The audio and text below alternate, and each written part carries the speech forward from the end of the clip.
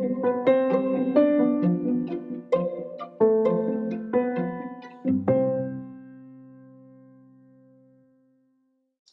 a tutti e bentornati nel mio podcast. Nella puntata di oggi vi spiegherò come rispondere a una domanda molto utilizzata nelle conversazioni di tutti i giorni. Sentirete quali sono le risposte più comuni che gli italiani danno alla domanda come stai o come va? Le espressioni che sentirete ve le riporterò nella descrizione di questo episodio. Dateci un'occhiata. Renderà la comprensione più facile.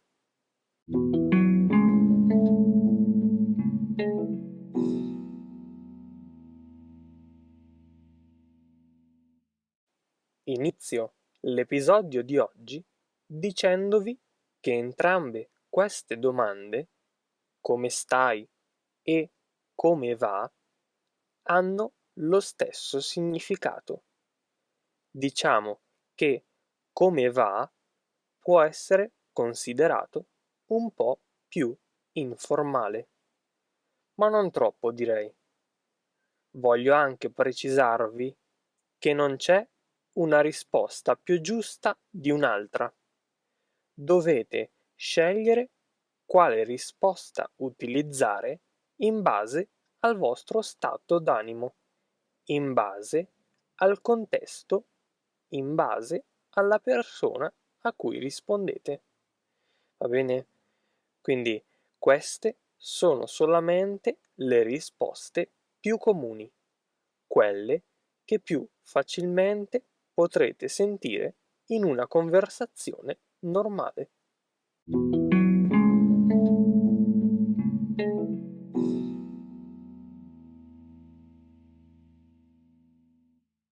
La risposta classica che più sentirete è bene, male, che se risponde alla domanda come stai, sarà sto bene, sto male. Se invece risponde alla domanda come va, sarà va bene, va male. Bisogna riprendere il verbo della domanda. Quindi, come stai? Sto bene. Come va? Va male. Altro modo per dire che va benissimo, che stai benissimo, è alla grande. Come stai? Sto alla grande. Come va? Va alla grande. Un'altra risposta che io uso spesso è bene, dai.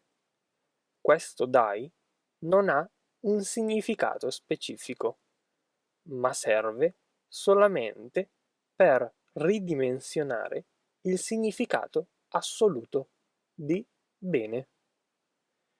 Poi, tutto bene. Come va? Tutto bene.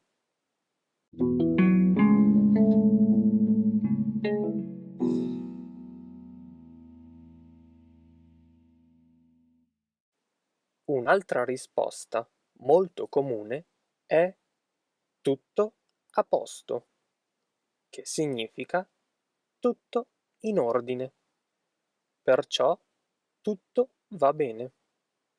Tutto a posto. È un'opzione molto più informale e molto più colloquiale rispetto, ad esempio, a tutto bene. Il significato è lo stesso, ma cambia un po' il contesto d'uso. Andiamo avanti. Abbiamo, non c'è male. Come stai? Non c'è male. Se non si vuole rispondere bene, si può dire non c'è male. Possiamo anche rispondere come al solito.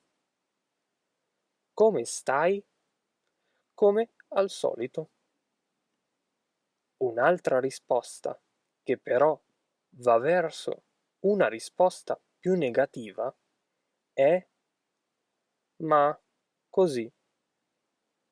Oppure possiamo anche dire come stai? Così.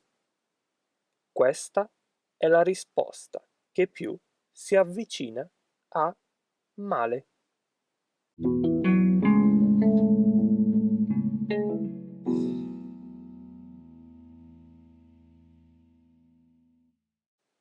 Se risponderete male alla domanda come stai, dovrete poi spiegare ampiamente che cosa succede, che cosa vi è successo. Per questo motivo, alcuni tendono sempre a dare delle risposte più vaghe, invece di rispondere male, perché altrimenti le persone potrebbero preoccuparsi. Quando una persona vi risponde sto male, probabilmente poi aggiungerà il motivo per cui sta male o è stata male. Ad esempio, ho la febbre, ho avuto il mal di gola, eccetera. Un altro modo per rispondere, che è abbastanza contemporaneo, quasi uno slang, è rispondere ad esempio così. Come stai? Sto. Magari non ti vuoi esporre, non vuoi dire che stai bene, non vuoi dire che stai male, dici semplicemente sto. Stessa cosa con come va? Va.